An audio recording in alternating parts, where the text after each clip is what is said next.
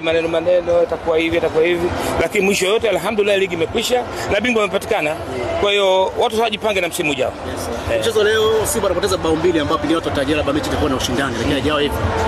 Huo ni mtazamo wako kwa sababu mimi najua matokeo ya mpira.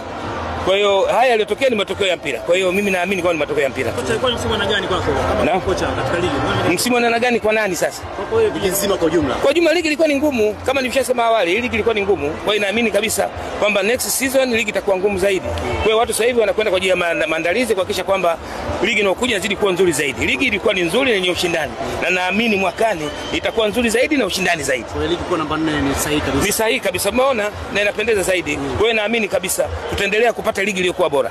Waamuzi tumeona kutoka nje, waamuzi kutoka Misri. Hii inamaanisha kwamba tumepata nafasi kubwa zaidi ya kuzungumzwa nje.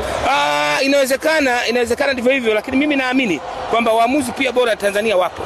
Kwa hiyo tuendelee kuwajengea imani tu kwamba wapo waamuzi wanachezesha kama wale. Kwa hiyo naamini pia waamuzi wetu pia wamejifunza juu ya ile kwa sababu uwezo huo wanao.